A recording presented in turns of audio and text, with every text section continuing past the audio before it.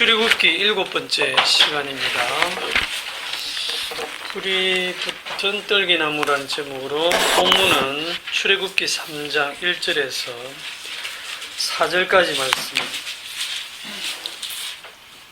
3장 1절에서 4절까지 말씀 짧으니까 같이 읽겠습니다.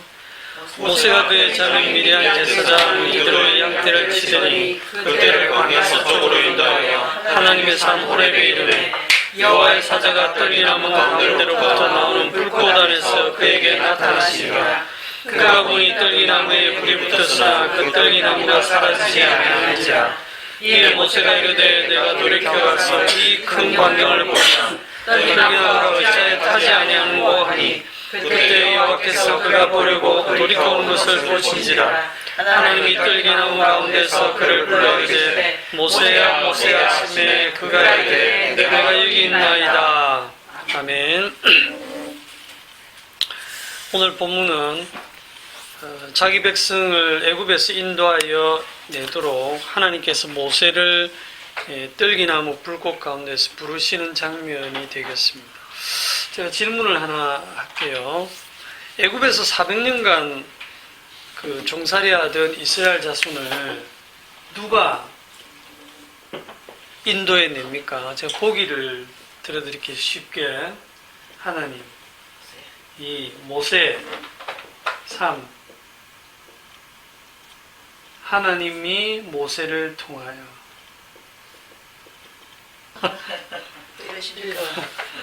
네. 누가 이스라엘 백성을 애굽에서 인도해 냅니까? 1. 하나님, 2. 모세, 3. 하나님이 모세를 통해서. 그걸 뭐 문제라고 내십니까? 그게 답은 3번으로 딱 그 보통 상식적으로 하면은 그 3번이죠. 네. 근데 하나님이겠지 뭐 1번. 답은. 네. 우리는 3번 써야지. 그래도 틀리고야지. 그래 맞다 하니까. 네, 3번을 쓰면 부분 점수를 주고. 1번 정답. 정답이 뭘까요? 1번. 신명기 5장 6절에 신명기 5장 6절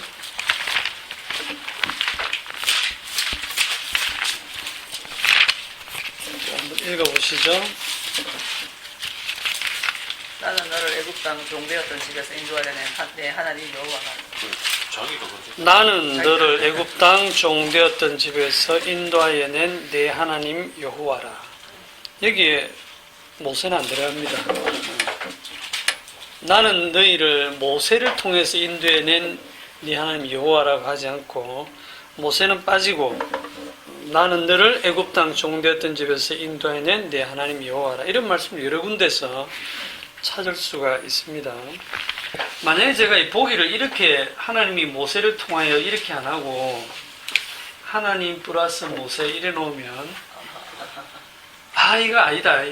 1번이 답입니다. 이래 하겠죠. 하나님 플러스 모세 놓으면 또는 뭐 하나님 99% 하시고 모세 한 1% 하고 우리가 1번이라고 딱 답을 하는 순간 모세한테 좀 미안하거든요. 야, 그래도 모세가 고생 엄청 심하게 했는데 1, 2년도 아니고. 네, 1, 2년도 아니고 40년간 미디안 광야에서 살았는데 또 40년간 그 이스라엘 자손들 자기가 다 낳은 애도 아니고 데리고 말도 안 듣는 그 이스라엘 자손을 데리고 40년간 죽을 고생을 하고는 정작 약속의 땅에는 들어가 보지도 못하고 죽었는데 그냥 하나님 혼자 다 하셨다 이렇게 하면 모세가 좀 섭섭하겠다, 그죠?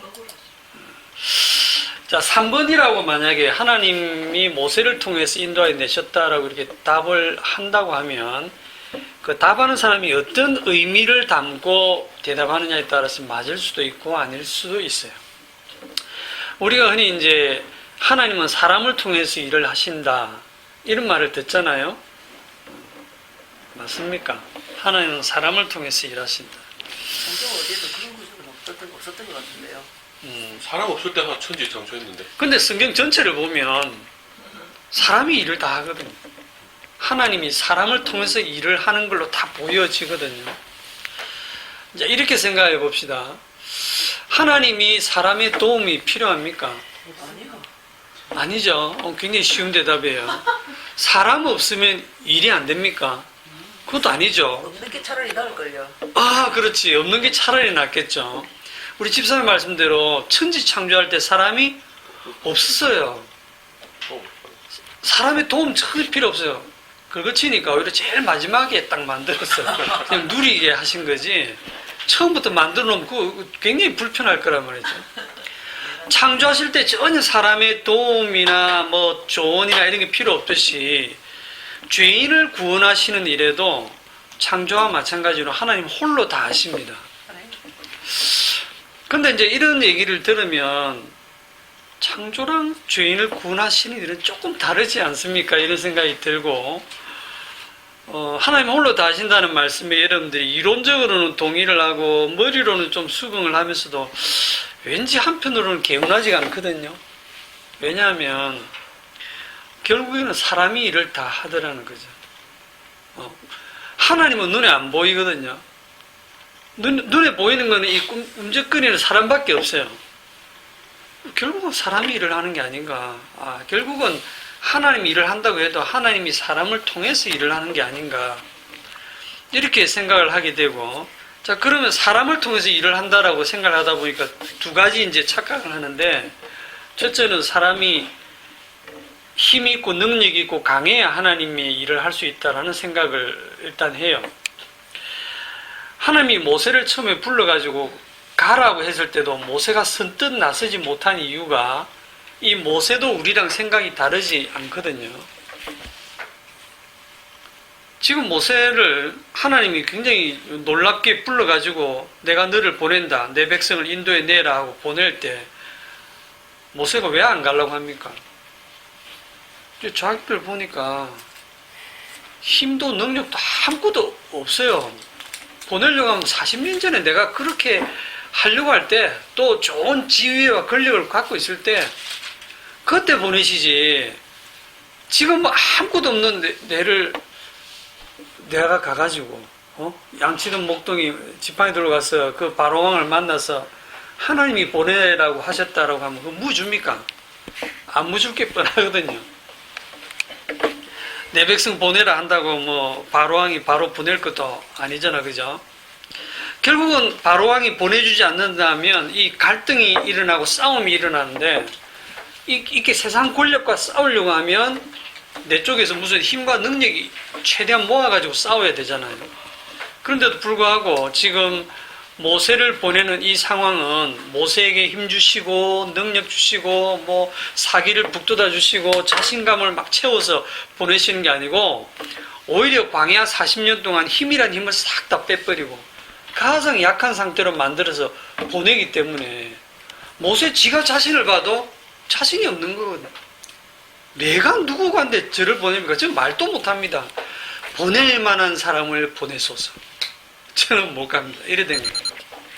근데 우리들 생각에도요, 교회에 나이 든 사람보다는 젊은 사람이 오면 젊은 사람이 훨씬 일을 잘할 거라 생각하잖아요.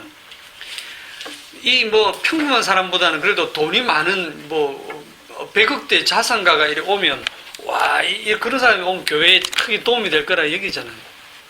평범한 회사원보다는 변호사, 의사, 판검사 이런 사람이 오면 그 교회가 힘이 될 거라 생각하거든요.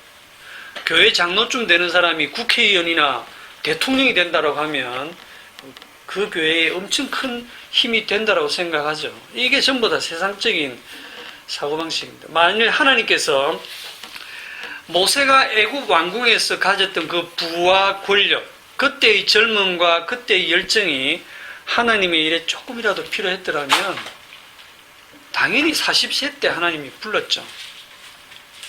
그런데 광야에서 미디안 광에서 40년을 더 보내가지고 이제 80세 때 지하철도 이제 공짜로 탈 수 있을 그런 나이에 이제 만사 다 귀찮고 이제 은퇴해서 노후를 그냥 조용하게 보내고 싶어 할 그 나이에 부르시는 거예요. 출애굽기 7장, 사도행전 7장 30절에 보면, 사도행전 7장 30절에 보면, 40년이 40년이 참에 이렇게 시작됩니다. 천사가 시내산 광야 가시나무 뜰기 불꽃 가운데서 그에게 보이거늘 이렇게 돼 있어요.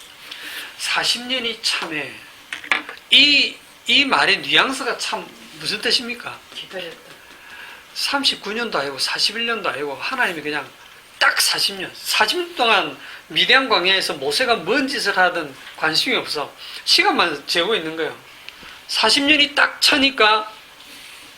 그런데 사람들은 이 40년을 나중에 이제 이스라엘 백성을 광야 40년 동안 이렇게 그 광야 생활을 위해서 미리 모세를 사전 답사시키는 식으로 광야에서 훈련시킨다라고 생각하거든요. 그런 거 아닙니다. 그냥 40년 동안 완전히 모세를 힘을 빼는 거예요. 모세의 젊음을 다 날려보내는 거예요. 모세의 그 열정도 다 식어버리게 만드는 거예요. 자기 민족을 생각하는 마음도 다 날려보내고, 모세에게 뭐 믿음이 있었는지 모르겠지만 그 믿음도 다 날려보내고. 40년간 모세가 뭐 했겠습니까? 기도했겠어요? 교회 다녔겠어요? 그냥 살았죠. 뭐 양치고 입에 풀칠하고 살았죠. 그런 모세에게서 하나님의 일에 도움이 될 만한 것들을 다 날려버리고 하나님이 가기 싫다는 애를 딱 불러서 일을 시키시는 거예요. 그 다음에 두 번째 우리가 착각하는 게 뭐냐면, 하나님이 첫째는 강한 자를 들어 쓰실 거라는 생각인데 그게 아니고, 그 다음 둘째는 그러면 약한 자를 불러 쓰신다라고 했을 때, 약한 자를 불러서 성령을 임하게 하셔가지고 능력 주셨어. 약한 자를 불러서 강하게 만들어서 일을 하실 거라는 생각. 그것도 아니에요. 왜냐하면 강할 때 안 부르고 약할 때 불러서 이제 강하게 만들어서 쓴다? 무슨 장난하는 것도 아니고, 그럴 것 같으면 아예 강할 때 부르시죠. 약한 자를 불러서 어떻게 씁니까? 약한 그대로 씁니다. 약한 그대로. 무능한 자를 불러서 무능한 상태 그대로 쓰세요. 그러면 그 현장에 쓰이는 그 사람은 얼마나 두렵고 떨리겠어요. 자기를 바라보면. 그러니까 사도 바울도 자기의 약함을 자랑한다고 했거든요. 내가 약할 그때가 곧 강하다. 그렇게 얘기를 했어요.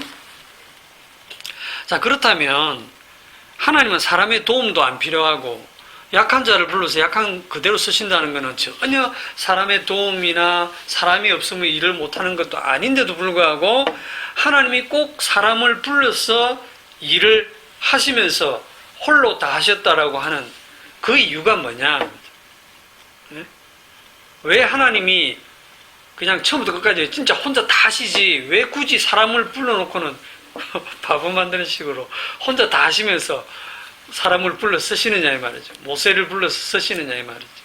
주님이시니까 주님의 어떤 영광을 드러내는 하나의 도구에 불과한 거죠, 인간은. 또 어떻게 생각하세요? 모세의 역할이 뭐겠어요? 요한복음 9장 28절에 한번 가봅시다. 요한복음 9장 28절.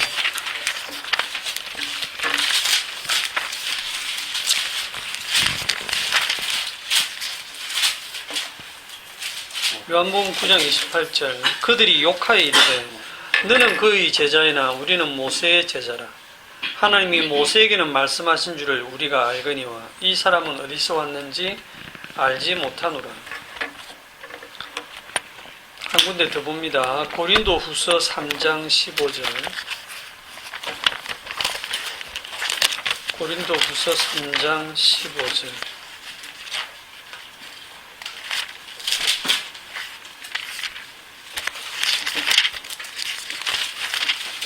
제가 14절부터 읽을게요. 그러나 그들의 마음이 완고하여 오늘까지도 구약을 읽을 때에 그 수건이 벗겨지지 아니하고 있으니 그 수건은 그리스도 안에서 없어질 것이라.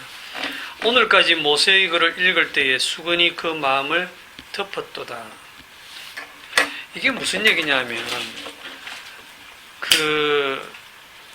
남에서 소경된 자를 고치고 난 다음에 네 어떻게 해서 눈뜨게 됐냐고 막 이렇게 논쟁하는 가운데 바리새인들이 자꾸 불어서 물어보니까 그 사람이 왜요? 당신들도 예수님의 제자가 되려고 합니까? 라고 했을 때 그 사람들이 듣고 막 격분해가지고 욕을 하면서 너는 그의 제자지만 우리는 모세의 제자다. 하나님이 모세에게는 말씀하신 줄을 우리가 알거니와 어떻게 하는데요? 모세에게 말씀하신 줄을 이 유대인들이 어떻게 하느냐 하면 모세에게 말씀하실 때 어떻게 말씀하시냐 면 산꼭대기에 불이 붙었는데 불 붙은 그 산꼭대기에 모세가 40일간 올라가가지고 40일 밤낮을 있으면서 하나님의 말씀을 듣고 내려왔을 때 모세의 얼굴이 어땠어요? 모세의 얼굴에서 광채가 났어요. 환한 광채가 났어요. 그게 너무 눈부셔가지고 사람들이 그 광채를 자꾸 보니까 수건으로 이렇게 얼굴을 가렸어요. 그게 얼마나 인상 깊게 남았겠어요, 유대인들에게. 그래서 야, 정말 모세는 하나님이 직접 만나서 말씀하셨다. 우리는 그 모세가 전해주는 그 하나님의 말씀을 우리는 지키고 그 말씀대로 살고 있다. 우리는 모세의 제자다. 하는 요 사람들이 예수님을 죽였어요. 모세가 증거했던 그 예수를 죽였다니까요. 불제자들이 죽인 게 아니고 예수의 제자들이, 모세의 제자들이. 그러니까 모세의 글을 읽을 때 수건이 그 마음을 덮었다. 여전히 수건이 그 마음을 가려서 구약 성경을 이해를 못하고 그 모세의 얼굴에 있는 그 수건만 생각하지 예수님의 얼굴을 보면 광채가 나요, 안 나요? 전혀 광채가 안 나거든요. 그냥 너무 평범한 얼굴이야. 그냥 햇볕에 그을른, 그냥 노숙자의 얼굴이거든요. 예수님 얼굴은. 아무리 봐도 하나님의 아들다운 모습이 없어요. 거기에 비해서 모세는 얼굴에 광채가 났다니까요. 그 모세의 역할이 뭐냐? 오히려 모세를 통해서 사람들의 마음을 가리고 눈가기를 가려서 진짜 예수님을 알아보지 못하게 하는 그 역할을 하고 있어요. 최종적으로는.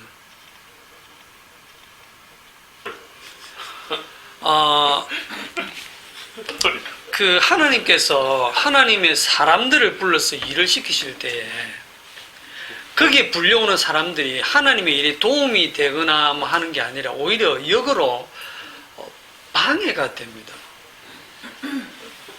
그런데도 그곳에 하나님이 그 사람을 불러서 쓰시는 이유는 하나님의 일의 그 목적과 성격 때문인데 마태복음 16장을 한번 가보세요. 마태복음 16장 23절.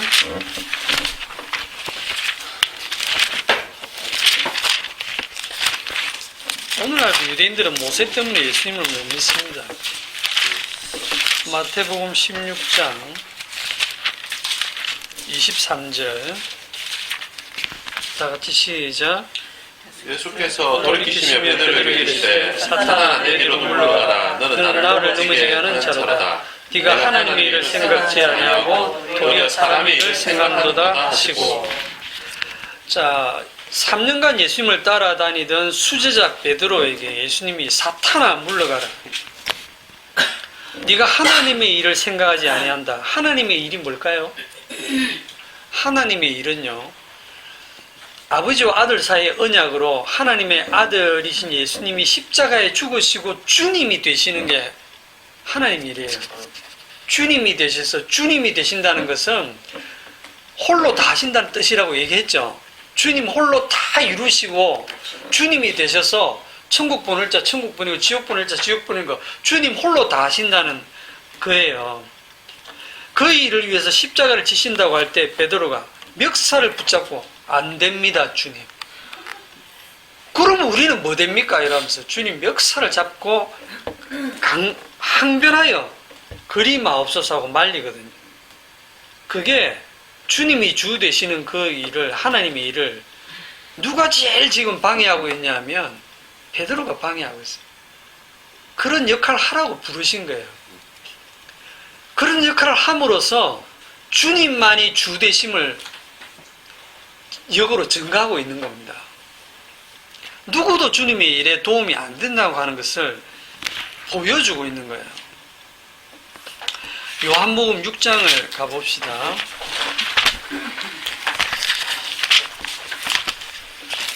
요한복음 6장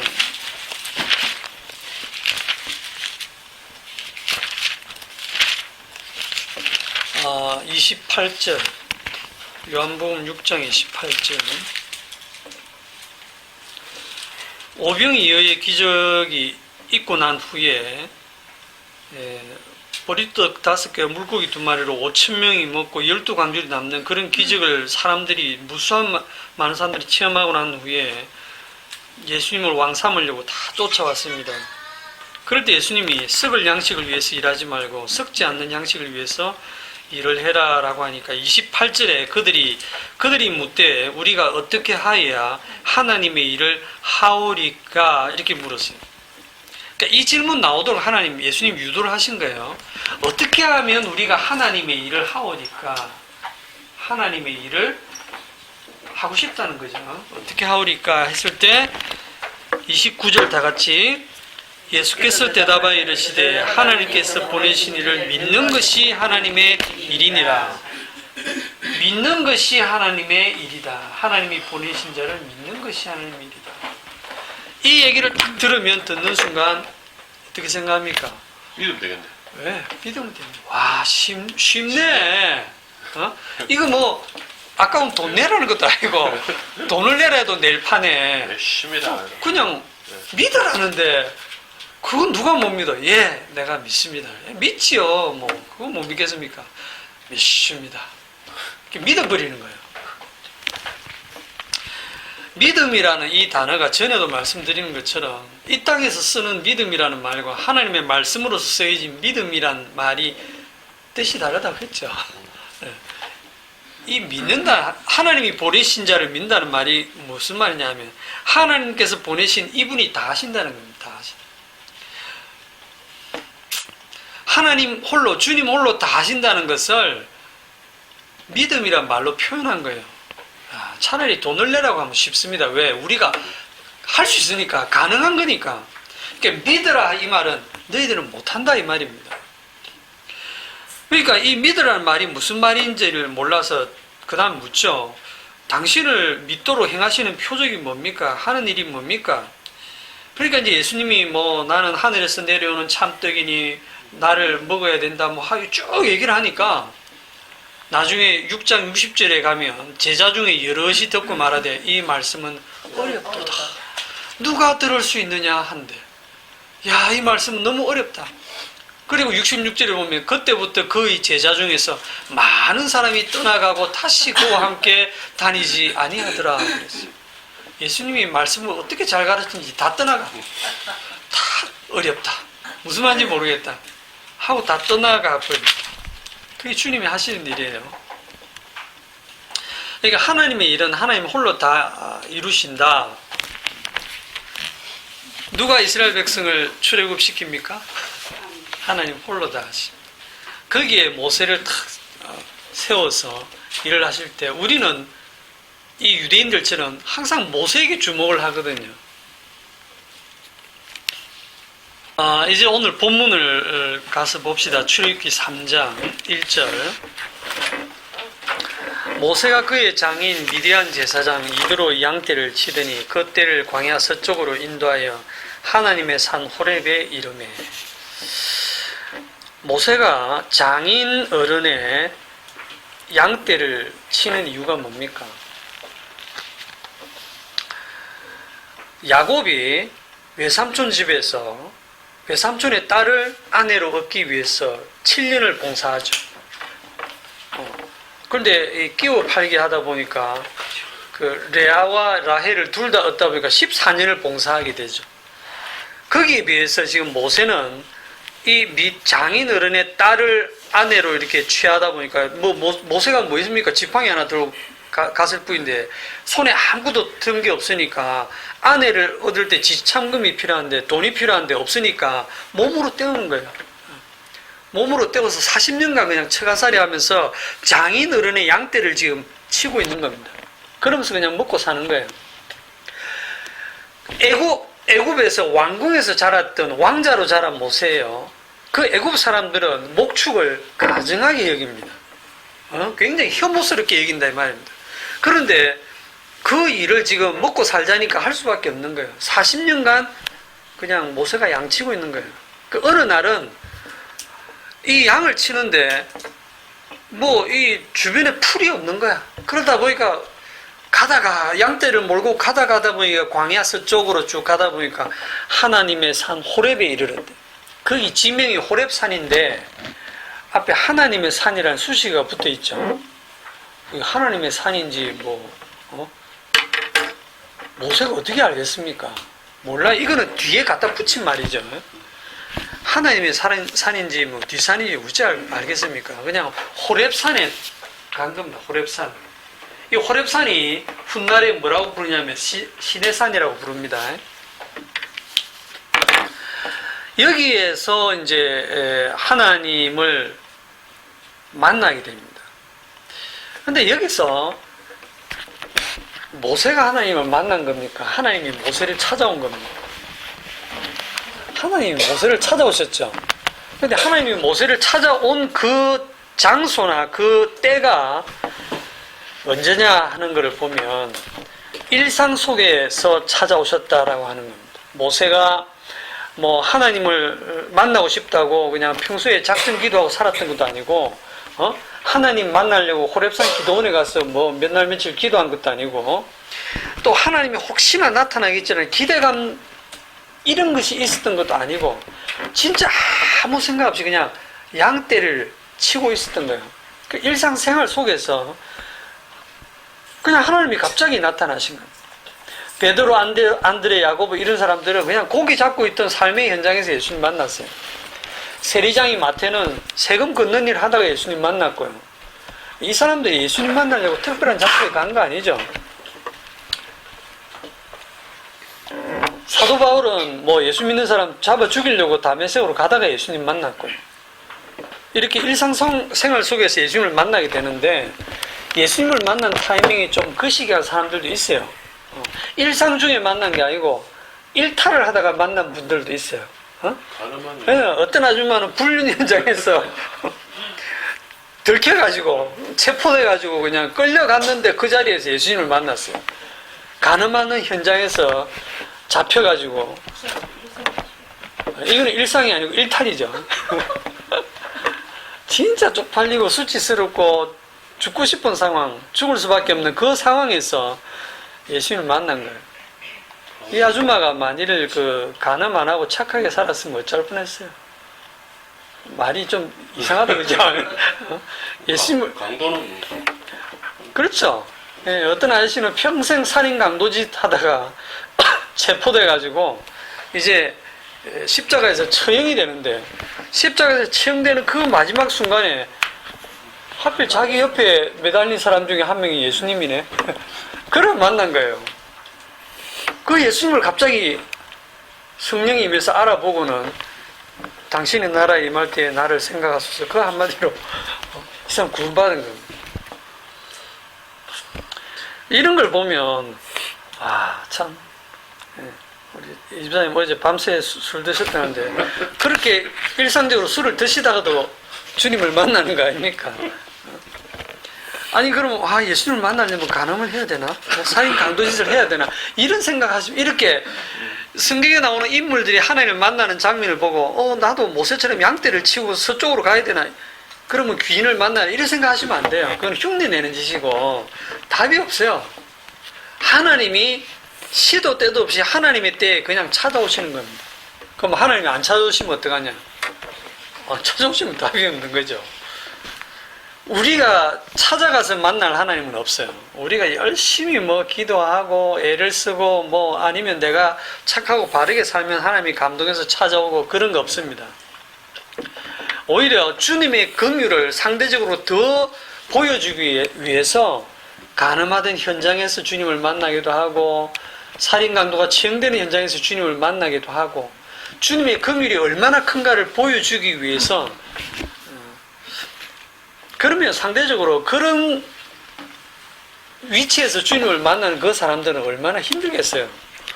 사람들은 누구나 자기가 당당하고 떳떳하게 하늘을 우러러 한 점 부끄러움이 없는 그런 모습으로 주님 만나고 싶잖아요. 예? 여러분들이 막 어떤 죄 짓는 현장에서 주님 만나고 싶습니까? 예?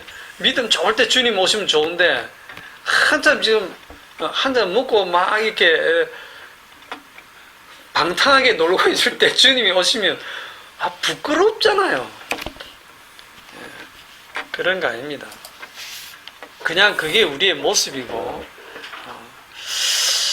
그렇게 당당하고 떳떳하게 하늘 우러러 한 점 부끄러움 없이 주님을 만나고 싶어하는 그거는 탐심이고 그렇게 메시아를 기다렸던 사람들이 유대인들이고 오히려 그런 유대인들을 예수님은 물리치셨고 예수님은 죄인을 부르러 오셨다라고 하는 것입니다.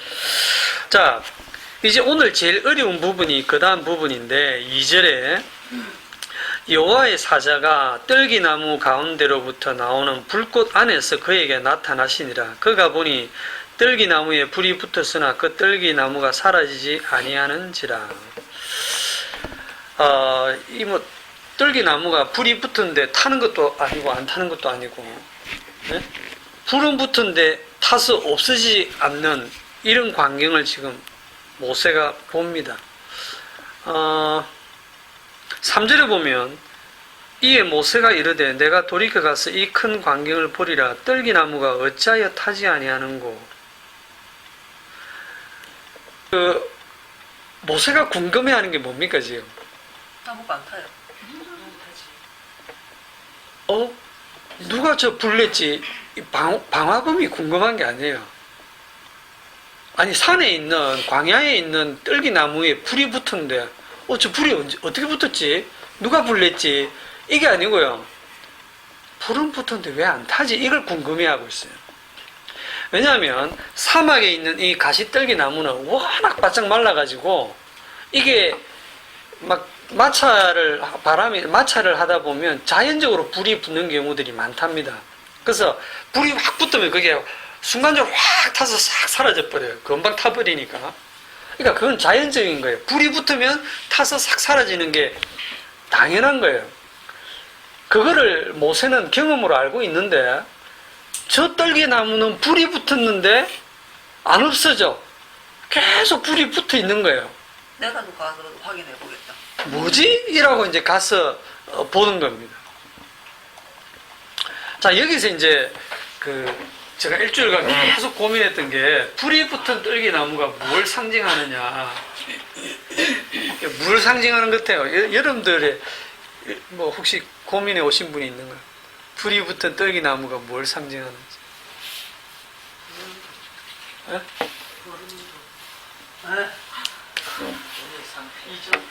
불이 붙은 떨기나무가 뭘 상징하는지.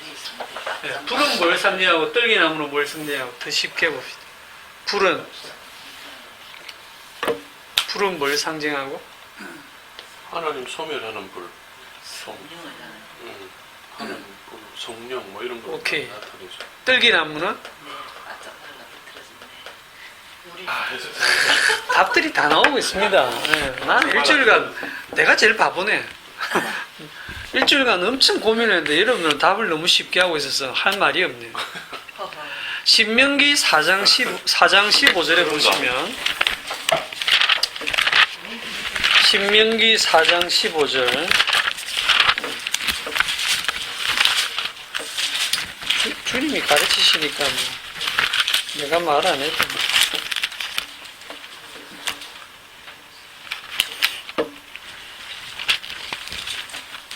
신명기 4장 15절에 어디 갔나? 15절에 뭐라고 말씀하나요? 여호와께서 호렙산 불길 중에서 너에게 말씀하시던 날에 너희가 어떤 형상도 보지 못하였은즉 너희는 깊이 삼가라 하면서 어떤 형상의 우상도 만들지 말란 얘기를 쭉 하고 마지막에 24절에 집사님 말씀하신 것처럼 내 하나님 여호와는 소멸하는 불이시요 질투하시는 하나님이시니라. 하나님이 호렙산 불길 중에 나타났다. 호렙산 불길 중에. 그래서 이 불은 소멸하시는 그 하나님을 상징한다. 불은 하나님의 진노를 특히 상징합니다. 하나님의 진노. 진노와 심판을 상징을 해요. 신약으로 오면 성령의 불을 상징합니다. 도끼가 나무 뿌리에 놓였으니 회개하지 않은 나무마다 직접 불에 던지우리라 하면서 내 뒤에 오시는 분은 나보다 능력이 많으시니 그분이 이제 성령과 불로 너에게 세례를 베푼다. 나는 물로 세례를 베풀지만 그런 얘기를 세례 요한이 하잖아요. 자, 불은 좀 쉬워요. 불은 소멸하시는 불, 하나님, 성령 이렇게 생각하면 됩니다. 떨기나무는 뭐냐? 떨기나무. 땔감? 광야에 있는 이 떨기나무가 상징하는 게 뭐냐? 아무것도 안 했던데. 떨기나무가 아니 그러니까 그 불이 뭐 바위에 불이 붙었다면 더 신기할 거잖아요. 바위에 불이 붙었다, 오 신기하다 이럴 수도 있고 뭐 백향목에 불이 붙을 수도 있고 뭐 나무는 많이 있을 수 있는데 왜 하필이면 떨기나무냐라는 거예요. 하필이면 진짜 아무것도 안 했던데 너무 하찮은 건데. 너무 하찮은 게 떨기나무죠. 그러니까 저 떨기나무가 뭘 상징하는가 그게 이제 제가 계속 고민이 하거든요. 예레미야서 17장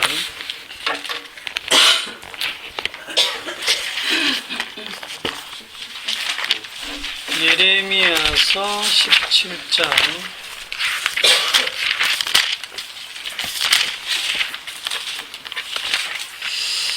자 예레미야서 17장 1절부터 보는데요. 그 유다가 죄를 범해서 하나님이 그 유다를 바벨론의 포로로 잡혀가게 하는 그 내용을 지금 적어 놓은 겁니다. 17장 1절 유다의 죄는 금강석 끝 철필로 기록되되 그들의 마음판과 그들의 제단불에 새겨 적거늘 그들의 자녀가 높은 언덕 위 푸른 나무 곁에 있는 그 제단들과 아세라들을 생각하는도다. 그러니까 유다의 죄가 우상숭배의 죄라는 걸 지금 얘기하고 있고요. 3절에 들에 있는 나의 산아 네 온 영토의 죄로 말미암아 내가 네 재산과 네 모든 보물과 산당들로 노략을 당하게 하리니 내가 네게 준 네 기업에서 네 손을 뗄 것이며 또 내가 너로 하여금 너의 알지 못하는 땅에서 내 원수를 숨기게 하리니 이는 너희가 내 노를 맹렬하게 하여 영원히 타는 불을 일으켰음이라. 죄로 말미암아서 하나님께서 맹렬히 타는 그 하나님의 그 노를 영원히 타는 불이라고 이렇게 설명하시면서 그 결과로 이 유다를 원수의 땅에서 원수를 숨기게 만든다. 그런 내용이죠. 그 다음에 5절에 보시면 여호와께서 이와 같이 말씀하시니라. 무릇 사람을 믿으며 육신으로 그 힘을 삼고 마음이 여호와에게서 떠난 그 사람은 저주를 받을 것이라. 요게 우상숭배입니다. 사람을 믿고 육신으로 그 힘을 삼고 마음이 여호와에게서 떠난 딱 우리죠. 이게 딱 우리거든요. 아니 사람 안 믿는 사람이 어디 있어요. 사람을 인맥을 다 의지하지. 육신으로 그의 힘을 삼죠. 이 사람은 저주를 받을 것이라. 자, 저주를 받을 것이라. 6절을 다 같이 시작. 그는 사막의 떨기나무 같아서 좋은 일이 오는 것을 보지 못하고 광야 간주한 곳 근근한 땅 사람이 살지 않는 땅에 살리라. 이 사막의 떨기나무는 가시떨기나무인데 이게 사람이 살지 않는 땅, 즉 저주받은 땅에 산다. 저주받은 땅에 사는 것을 상징합니다. 이 가시떨기나무, 가시나무는 창세기 3장 18절에 처음 나오는데 땅이 너로 말미암아 저주를 받아서 네가 평생 수고해야 소산을 먹고 산다. 땅은 네게 가시 덤불과 은근키를 낼 것이다 그랬거든요. 그래서 이 가시나무가 죄로 인한 그 저주를 상징해요. 7절에 그러나 무릇 여호와를 의지하며 여호와를 의뢰하는 그 사람은 복을 받을 것이라. 그는 물가에 심어진 나무가 그 뿌리를 강변에 뻗치고 더위가 올지라도 두려워하지 아니하며 그 잎이 청청하며 가무는 해도 걱정이 없고 결실이 그치지 아니함 같으리라.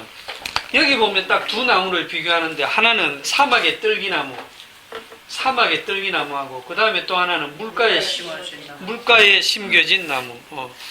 우리가 저기 시편 1편 나오는 1편 맞습니까? 복 있는 자는 할 때는 그 물가에 심어진 나무. 여러분은 난 떨기나무 싫어. 나는 물가에 심어진 나무가 좋아. 나 이거 할래. 우리가 그렇게 할 수 있는 처지가 아닙니다. 나무가 자기가 자기 자리를 선택하는 게 아니에요.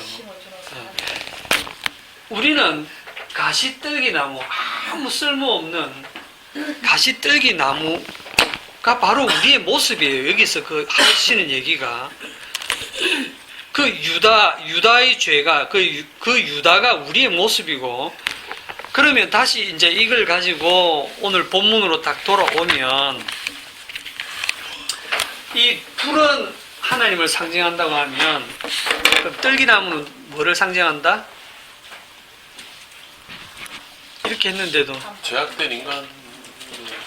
네, 1차적으로는 모세를 상징합니다. 1차적으로는 미디안 광야에 버려진 모세. 모세가 애국 왕궁에서 자랄 때에 모세가 물가에 심긴 나무 같은 느낌이 들지 모르지만, 그의 본질을 보여주기 위해서 미디안 광야에서 40년을 보내면서 광야에 그 널브러져 있는 가시떨기 나무와 같은 그의 본질을 보게 하기 위해서 광야 40년을 보내게 합니다. 이 가시떨기 나무는 전혀 쓸모가 없어요. 그냥 불이 붙어도 금방 타서 없어져 버리는 이런 모습입니다.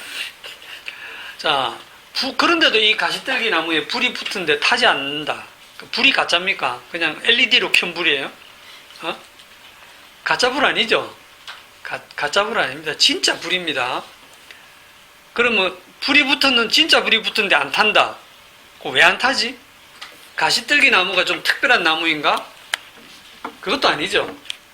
진짜 보통 가시떨기 나무예요. 그리고 진짜 불이에요. 그런데 안 탄다라고 하는 거예요. 자, 지금 여기 가시떨기 나무가 이래 있고 여기에 이렇게 불이 붙었잖아요. 모세가 이걸 봤는데, 이게 나중에 여기 호렙산인데 나중에 이스라엘 백성을 다 데리고 나왔을 때 다시 이 산에 오잖아요. 그 산 시내산이라는데, 이번에는 불이 어디로 갑니까? 불이 가시떨기 나무에 붙는 게 아니고 불이 어디에 붙습니까? 산 꼭대기에 불이 붙죠. 그리고 이스라엘 백성들은 이 밑에 있고, 누가 대표로 올라가죠? 모세가 대표로 여기에 딱 올라가요. 40일 밤낮을 불이 붙은 산에 모세가 있습니다. 요 모습하고 요 모습이 딱 오버랩이 되죠. 불 붙는 가시떨기 나무가 불이 붙어 있는 산에 있는 모세를 1차적으로 상징합니다.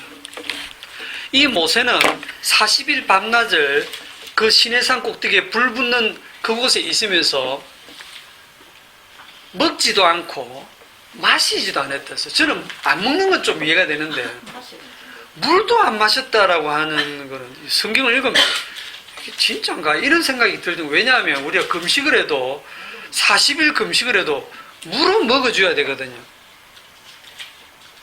밥 안 먹고 40일은 견뎌지는데 물 안 먹으면 일주일 이상 가기 힘들잖아, 그죠? 40일을 안 마셨다. 먹지도 마시지도 않고 이 단백질로 되어 있는 이 몸을 가진 모세가 불이 붙은 그 산에서 40일을 보내고 있다. 이게 말이 됩니까? 그런데 여기서 죽지도 않고 타지도 않고 모세가 내려오는데 아무 이상 없이 그냥 얼굴에 광채를 내면서 내려온다는 거예요.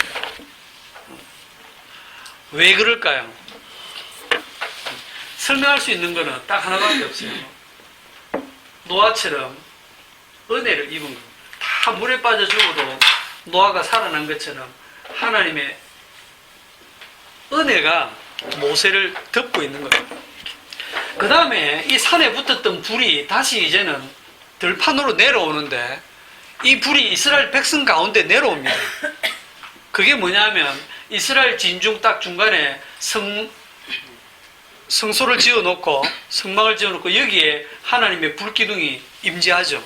불기둥과 구름기둥이 산에 계시던 그 불로서 계시던 하나님이 지금 진 중앙에 내려오신 거예요. 이스라엘 백성 가운데 거하는 거예요. 그런데 이 거룩하신 하나님이 거룩하지 못한 이스라엘 백성들 가운데 있는데도 불구하고 이스라엘 백성들이 여전히 생존하는 것은 역시 하나님의 은혜죠. 그러니까 1차적으로는 모세를 상징하고 그 다음에는 이스라엘 백성들을 상징하고 오늘날은 여러분을 상징하는 거예요. 우리 신자를. 이 가시떨기 나무가 구약에 보면 가끔씩 여호와의 불이 진짜 나와서 사람을 태워 죽이는 일이 있습니다. 모세를 거역하다가 250명이 불에 타 죽은 사건도 있고 우리 레위기서를 한번 봅시다. 출애굽기 바로 다음에 레위기 9장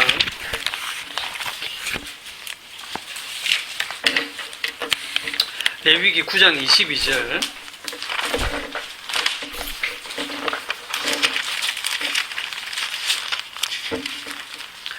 아론이 백성을 향하여 손을 들어 축복함으로 속죄제와 번제와 화목제를 마치고 내려오니라. 모세와 아론이 회막에 들어갔다가 나와서 백성에게 축복하며 여호와의 영광이 온 백성에게 나타나며 불이 여호와 앞에서 나와 제단 위의 번제물과 기름을 사른지라. 온 백성이 이를 보고 소리 지르며 엎드렸더라. 첫 번째 아론이 첫 번째 제사를 지금 9장 레위기 8장에서는 제사장 위임식을 하고요. 9장에서는 첫 번째 제사를 아론이 지냈는데 그때 번제물에 사람이 붙인 불이 아닌 여호와의 불이 나와서 번제물을 태웁니다. 그런데 이렇게 첫 번째 제사를 잘 은혜스럽게 지냈는데 10장으로 넘어오면서 이제 대형 사고가 터져요. 10장 1절 아론의 아들 나답과 아비후가 각기 향로를 가져다가 여호와께서 명령하시지 아니하신 다른 불을 담아 여호와 앞에 분향하였더니 불이 여호와 앞에서 나와 그들을 삼키매 그들이 여호와 앞에서 죽은지라. 이 다른 불이 뭐냐면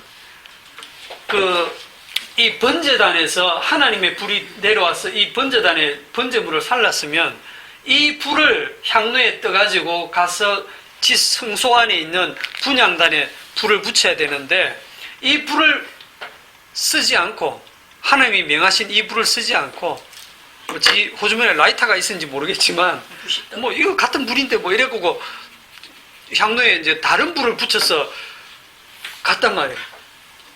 그랬다가 여호와 앞에서 불이 나와서 둘이 죽었습니다. 둘이 호기심 오지네. 호기심이 너무 많아. 네? 그런데 이 죽은 사람이 누구냐면 나도 같아. 남도 아니고 아론의 아들이 둘이 가지고 아론의 아들 4명 중에서 나답과 아비후가 죽은 거예요. 여러분 자식이 한번 죽어보세요. 여호와 앞에서 불이 나와서 한번 그렇게 한번 생각해보세요. 이 분위기 굉장히 험악하겠죠. 불이 여호와 앞에 나와서 그들을 삼키며 그들이 여호와 앞에서 죽은지라. 3절 모세가 아론에게 이르되 이는 여호와의 말씀이라. 이제 말씀 듣고 싶겠습니까? 자식이 둘이나 죽었는데 이르시기를 나는 나를 가까이 하는 자 중에서 나의 거룩함을 나타내겠고 온 백성 앞에서 내 영광을 나타내리라 하셨느니라. 아론이 잠잠하니 무슨 말 하겠어요? 아론이 말을 못하는 거예요. 모세가 아론의 삼촌 우시엘의 아들 미사엘과 엘사반을 불러 그들에게 이르되 나와 너희 형제들을 성소 앞에서 진영 밖으로 메고 나가라 하며 그들이 나와 모세가 말한 대로 그들을 옷 입은 채 진영 밖으로 메어내니 모세가 아론과 그의 아들 에살과 이다말에게 이르되 너희는 머리를 풀거나 옷을 찢지 말라. 그리하여 너희가 죽음을 면하고 여호와의 진노가 온 회중에게 미침을 면하게 하라. 오직 너희 형제 이스라엘 온 족속은 여호와께서 치신 불로 말미암아 슬퍼할 것이니라. 형제가 죽었다고 슬퍼하지 말라는 거죠. 여호와의 관유가 너희에게 있은즉 너희는 회막문에 나가지 말라. 그리하면 죽음을 면하리라. 그들이 모세의 말대로 하니라. 7절에 보면 여호와의 관유가 있는데 이 관유가 뭡니까? 이 기름 부음이거든요. 기름 부음. 기름 부음으로 제사장을 삼았잖아, 그죠? 이 기름 부음이 성소에 들어가는 언약궤나 이런 것도 뭐로 만들었냐면 조각목으로 만드는데 그 조각목이 뜰기나무입니다. 그러니까 그 볼품없는 조각목으로 만드는데 뭐로 싸느냐면 전부 금으로 싸요. 그러니까 그 보잘것없는 저주받아 마땅한 그 조각목에 금으로 딱 쌈으로써 성전에 들어갈 수가 있거든요. 그 금이 예수 그리스도의 은혜를 얘기합니다. 은혜로 딱 예수 그리스도의 은혜로 덮여 있는. 그런데 그걸 또 상징하는 게 뭐냐면 기름 부음이에요. 감람유, 올리브유로 기름을 부을 때 그 올리브유 우리도 여기 있지만 금색이거든요. 그 기름 부음이 너희에게 있은즉 너희는 여기서 나가지 마라. 밖으로 나가면 죽는다. 이 율법이 임한 이곳에 하나님은 소멸하는 불로 있어가지고 진짜 제사 잘못 지르면 바로 그 자리에서 타 죽었어요. 정말 무시무시한 하나님이죠. 그러니까 이 불이 무늬만 불이 아닌 겁니다. 진짜 불인 거예요. 굉장히 무서운 불인 거예요. LED가 아닌 걸 강조하신 겁니까? 네, LED가 아니에요. 이게 진짜. 그런데 이걸 보고 나답과 아비후가 뭐를 잘못했나 이래 따지시면 안 됩니다. 지금 광야에 나와서 원망하는 이스라엘 백성들을 하나님의 그 거룩하신 불 앞에 다 타주고 마땅한 거예요. 다 타주고 마땅한데 시범 케이스로 몇 명만 지금. 그리고 이스라엘 백성들은 그 광야 40년을 하나님과 함께 있으면서 타지 아니하고 그대로 가고 있는 겁니다. 그게 은혜라고 하는 겁니다. 또 하나는 우리가 그 430년을 남의 나라에 살고 있는 어떤 민족이 있다면 그 민족이 남의 나라에서 40년을 섞여 살면 어떻게 되겠어요? 자기 민족의 정체성을 다 잃어버리겠죠. 그런데 이 이스라엘만은 유독 430년을 남의 땅에 살면서도 그 정체성을 잃지 않습니다. 신명기 4장 20절에 보면 신명기 4장 20절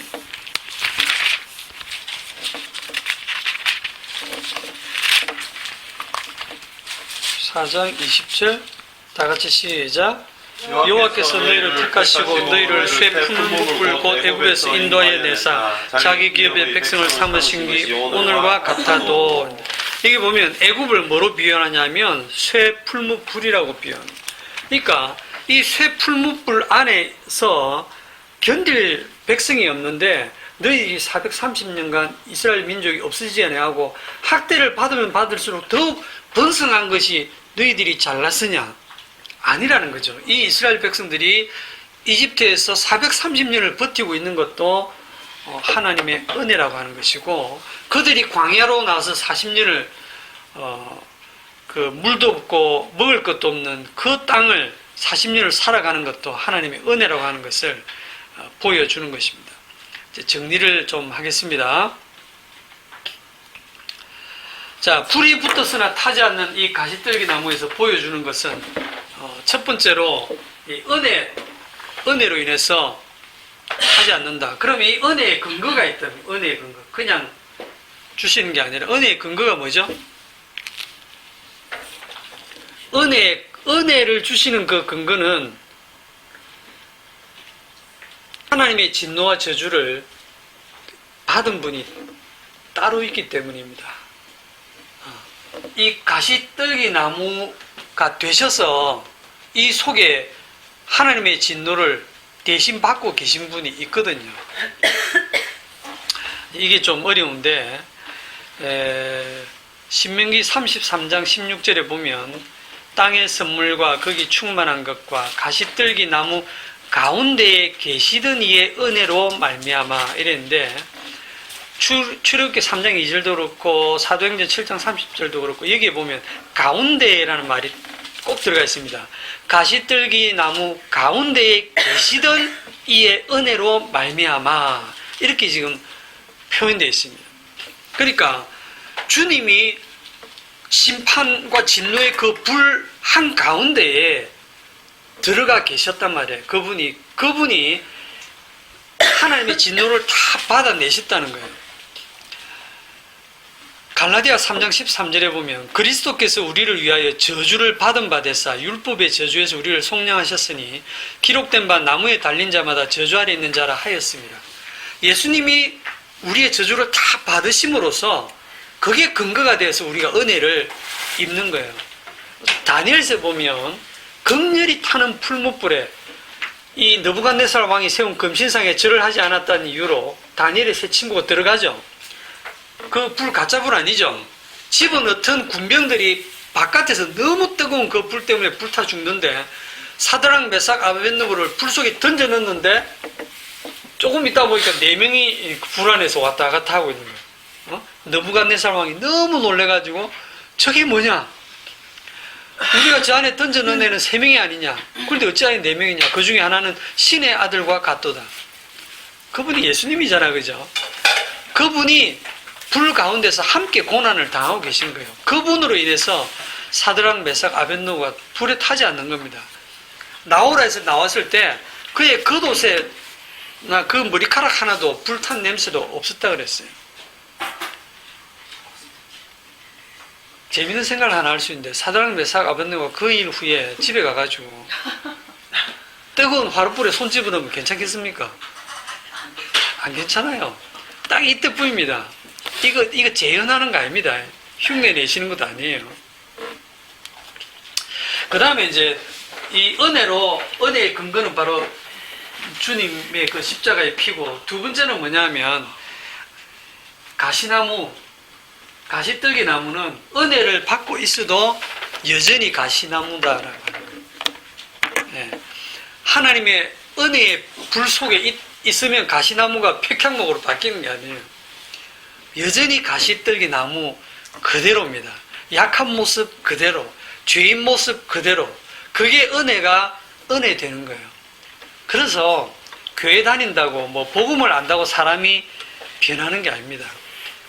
뭐 교회 갑자기 나갔는데 뭐 그동안 못 끊던 술을 끊었다든지 뭐 담배를 끊었다든지 그동안 하던 짓을 안 한다든지 그러면 자기 스스로도 뭔가 내가 좀 새로워진 것 같아. 새 사람이 된 것 같아.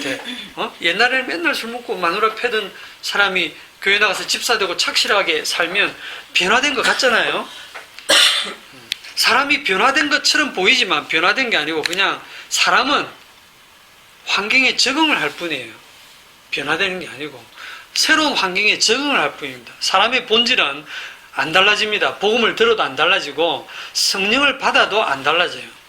이 사실을 모르면 나는 성령 받았으니까 이제 좀 달라져서 새로운 사람이 되었다라고 생각하다 보면 위선자가 될 수밖에 없습니다. 우리가 예수님을 증거하기 위해서는, 예수님만이 빛이라는 걸 증거하기 위해서는 우리는 어떤 상태로 머문다? 어둠으로 머무는 거예요. 어둠은 어둠의 역할을 해야 돼요. 빛이신 예수님의 옆에서 예수님도 빛이지만 저도 한 빛 하거든요 하고 빛 흉내를 내면 그게 위선인 겁니다. 그러니까 어둠은 어둠 값을 해야 돼요. 십자가 지신다는 예수님 멱살을 붙들고 안 됩니다 하고 이런 마귀짓을 해야 되는 거예요. 가룟 유다는 예수님을 배반하고 팔아먹죠. 베드로는 그렇게 예수님 말렸다가 나중에는 예수님을 3번씩이나 저주를 하면서 부인을 했잖아요. 그 보면 뭐 가룟 유다나 베드로나 도찐 개친합니까? 똑같아요. 그런데 가룟 유다는 자살합니다. 왜? 양심의 가책을 받았어. 자기가 빛인 줄 알고 자기가 빛처럼 살아야 되는데 그렇게 할 수 없는 자기를 용서가 안 되니까 자기가 자기를 심판해서 자기를 죽여버려요. 끝까지 자기 행위를 자기가 책임지려고 하는 그 모습이 어떻게 보면 기특하게 이런 보일지 모르지만 그게 지옥 가는 모습이에요. 베드로는 그냥 통곡하고 떼웁니다. 저는 그냥 이런 죄인입니다 하고 울고 끝납니다. 그런데 나중에 보세요. 나중에 베드로가 성령 받고 난 다음에 어떻게 하는지 한번 잘 생각해 보세요. 성령 받고 난 다음에 그때를 돌이켜보면서 내가 그때 왜 예수님을 3번씩이나 저주를 퍼부으면서 부인했을까? 내가 왜 그랬을까? 하고 자책하면서 후회를 했을까요? 안 했을까요? 아니에요. 예? 사도 바울도 마찬가지고 내가 왜 그때 예수 믿는 사람들 그렇게 잡아 죽이러 돌아다녔을까? 안 합니다. 그것조차도 주님을 증거하기 위해서 나는 철저하게 어둠의 역할을 내가 했구나. 주님이 그렇게 하게 하셨구나. 이게 뭐냐면 요한복음에 나오는 악을 행하는 자마다 빛을 미워하여 빛으로 오지 아니하나니 이는 그 행위가 드러날까 하며 진리를 따르는 자는 빛으로 오나니 이는 그 행위가 하나님 안에서 행한 것임을 나타내려 함이라 하시니라. 내가 과거에 그렇게 사는 것도 다 주님이 그렇게 살게 하셨군요.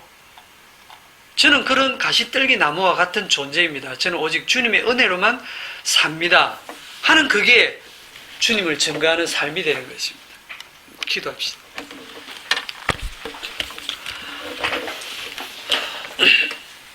주님, 오늘 불이 붙은 가시떨기 나무 가운데에서 모세를 부르신 그 모습을 보면서 우리를 부르신 그 부르심에도 우리 역시 가시떨기 나무와 같이 전혀 쓸모없고 보잘것없고 죄인 중에 괴수인 그러한 모습 그대로 부르신 것을 압니다.